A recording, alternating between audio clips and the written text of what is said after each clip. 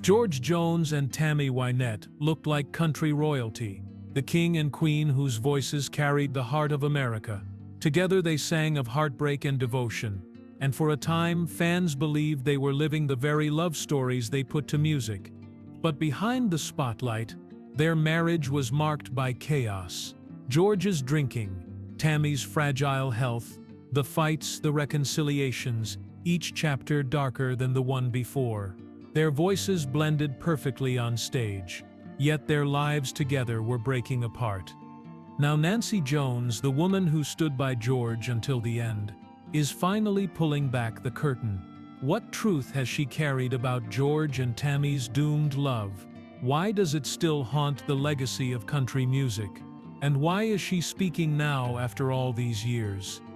When George Jones and Tammy Wynette crossed paths in the late 1960s, it felt like destiny. George, already established as one of country music's most powerful voices, carried a reputation for brilliance laced with volatility. Tammy, just beginning to rise, had earned admiration for her clear tone and songs of survival that spoke directly to women across America.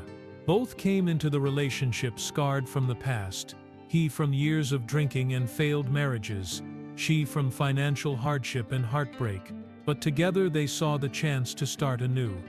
Their voices blended as though they were made for one another. Early duets like Take Me resonated because they didn't sound performed, they sounded lived. George's weary baritone and Tammy's aching soprano created an intimacy that drew audiences in. Fans believed they weren't just hearing music but witnessing the unfolding of a love story in real time. Each glance between them on stage, each hand held while a lyric soared, felt like proof that the king and queen of country had found their thrones. The image wasn't entirely illusion. Away from the spotlight, George and Tammy built a home together, filled with children and dreams of permanence. Tammy admired George's artistry and the raw honesty that poured from every note. George, captivated by Tammy's steadiness, spoke of her as a source of strength he had never known. For a moment, their lives mirrored the songs they sang, an uneasy world replaced by the promise of devotion. Yet even then, those closest to the couple sensed trouble. George's dependence on alcohol had already begun to shadow his career, leaving Tammy to shoulder responsibilities when he faltered. She had married a legend, but she had also married a man whose unpredictability threatened everything they were building. What the audience interpreted as passion often carried an undercurrent of fragility. Still, in those early years, the brilliance outshone the danger. Together, they dominated the country charts, selling out venues and cementing their reputations as the most magnetic pair Nashville had ever seen. To outsiders, the story was simple. George and Tammy had taken their place as country royalty, destined to rule side by side. But behind the curtain, a different reality was beginning to take shape. The same intensity that made their love seem unshakable on stage was already pushing them toward a breaking point.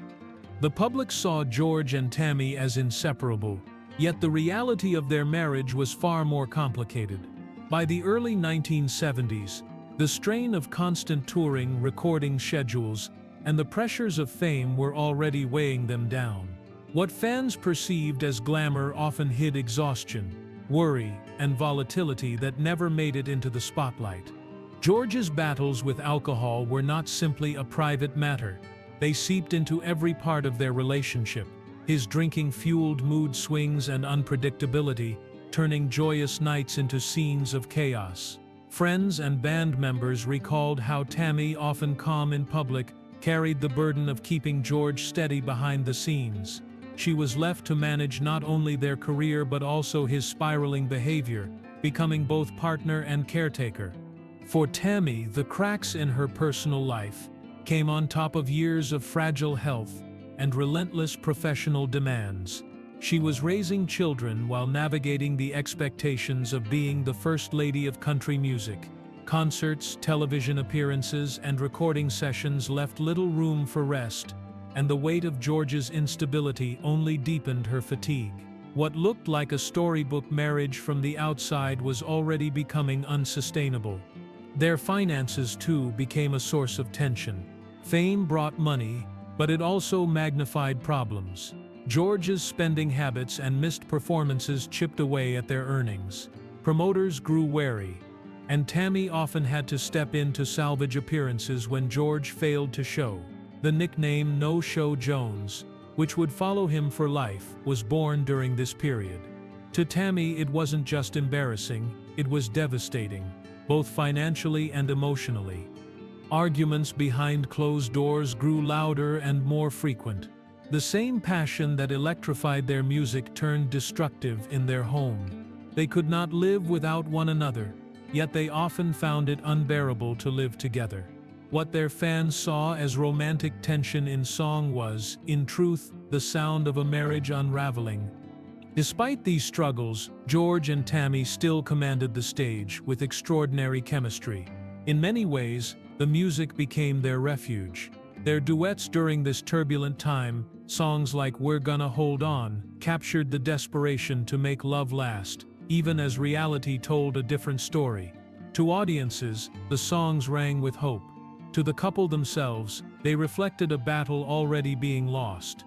The world saw a crown placed on their heads as country's royal couple, but behind palace doors, George and Tammy were fighting demons that even their greatest hits could not drown out.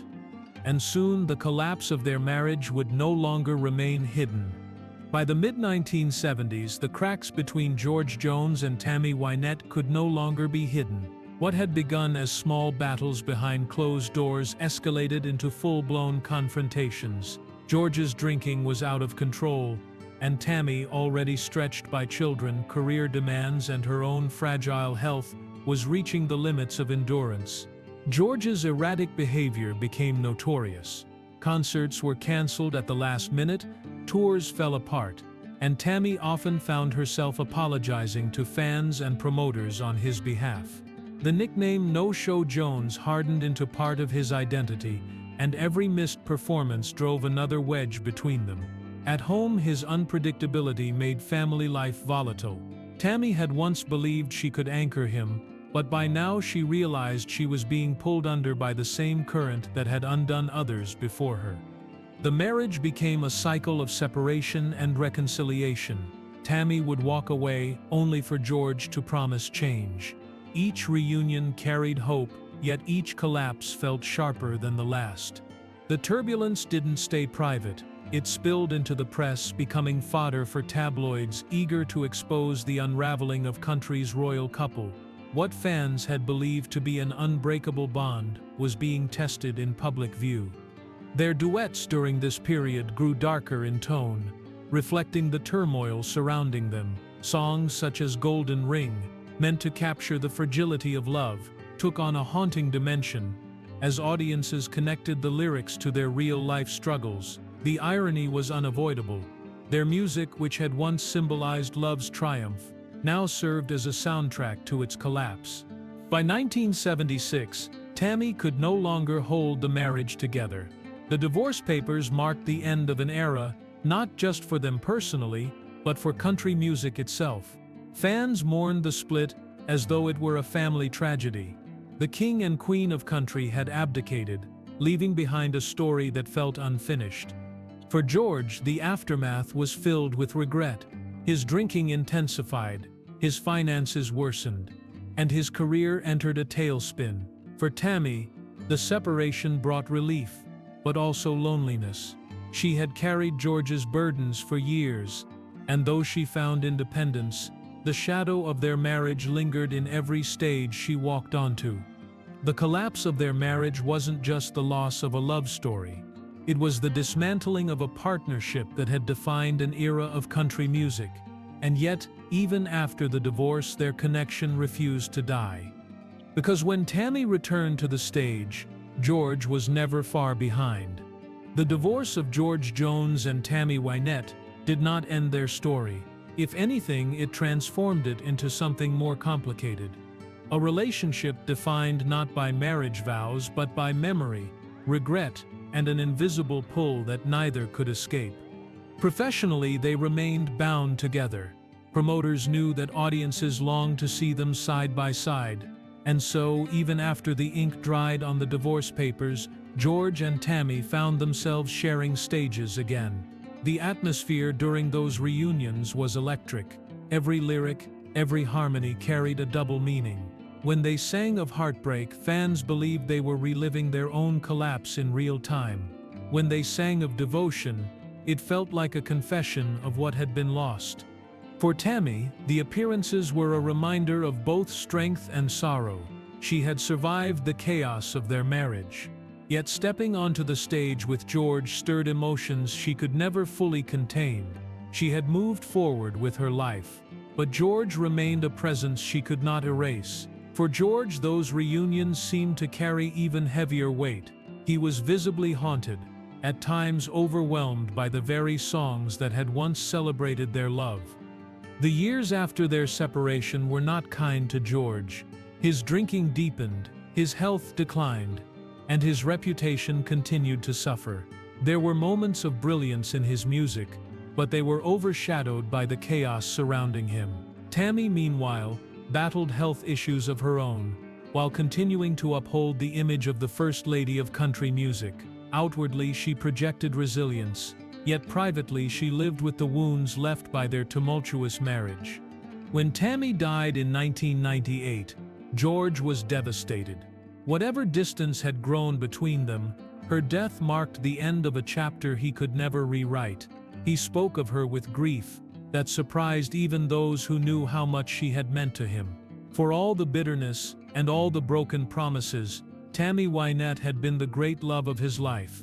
Her passing left him with a silence that no song could fill. Theirs was a love story that had defied definition. It was not a tale of happily ever after, nor was it simply a story of ruin. It was both a bond that survived divorce, distance, and death itself. Their music had preserved what their marriage could not, leaving behind an archive of passion and pain that continues to resonate decades later. But George's story didn't end with Tammy. In his final chapter, someone else would step in, not as a duet partner, but as the person who saved him from self-destruction. Her name was Nancy Jones. By the time Nancy Jones entered George's life in the early 1980s, he was a man on the brink. His career was faltering, his health was failing, and his drinking had consumed nearly every part of his existence. The man once hailed as the greatest voice in country music had become defined by absence, chaos, and despair. For many, it seemed inevitable that George would go down the same path as so many artists who burned out too soon. Nancy was different from anyone who had come before. She was strong-willed, unafraid to confront George's demons, and unwilling to enable the behaviors that had destroyed his marriages and his reputation. Where others had given in, Nancy drew a line. She insisted on accountability, demanded sobriety, and pushed George toward the help he had resisted for decades. Her influence went beyond words. Nancy was there in the darkest moments, sometimes physically pulling George away from danger. She helped him into treatment, managed his schedule, and stood firm when the temptations of old habits threatened to drag him back under. Those who watched closely could see the change almost immediately. George, once erratic and unreliable, began showing up on time, delivering performances with renewed discipline, and reconnecting with the fans who had nearly given up on him. The transformation wasn't instant, nor was it easy. There were setbacks, moments of weakness, and battles fought behind closed doors. But Nancy refused to abandon him, and over time, her resolve reshaped his life. George began recording some of his strongest late-career music, and his tours became steady again. Audiences who had once doubted him now stood in awe of an artist who seemed to have been given a second chance. For George, Nancy represented more than a partner. She was salvation. In interviews late in life, he credited her with saving not just his career but his very life. Friends who had known him through decades of turmoil echoed the sentiment. Without Nancy, George Jones likely would not have lived to see his later years. Her role in his story also reframed the way the world looked at George and Tammy's legacy. Nancy never tried to erase Tammy's place in George's heart, or in the history of country music. She acknowledged openly that Tammy had been his great love, the woman whose voice and presence would always be entwined with his. But Nancy brought a perspective that was different. Tammy and George had burned with passion but collapsed under the weight of their demons. Nancy and George endured. She gave him stability, dignity, and peace in his final decades, something Tammy, by timing and circumstance, could never provide. When George passed away in 2013, Nancy stood as both widow and guardian of his memory. She spoke of him not as the troubled man the world remembered from his no-show Jones days, but as the redeemed husband who had fought through his demons to find grace in the end. Her decision to finally reveal the truth about George and Tammy was not meant to diminish the love they shared, but to show the full picture. George was not defined solely by chaos and heartbreak. He was also defined by the redemption she had helped him achieve. Nancy's story matters because it closes the circle. George Jones will forever be remembered for his turbulent, passionate marriage to Tammy Wynette. Their love produced some of the most unforgettable music country has ever known. But his final chapter, the chapter that gave him peace and preserved his legacy, was written with Nancy by his side.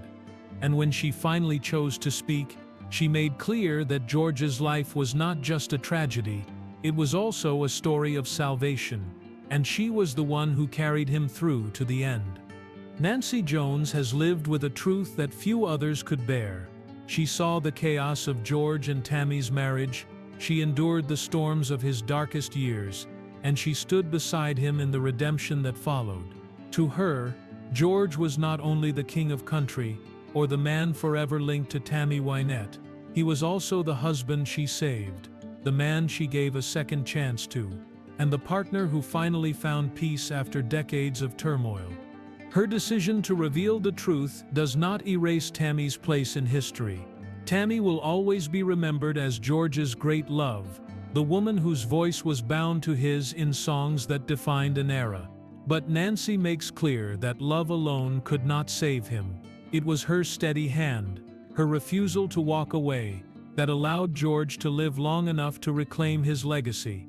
For fans, the story of George and Tammy has often been told as a tragedy, a fiery romance that collapsed under the weight of its own intensity. Yet Nancy's words remind us that the story didn't end in heartbreak alone.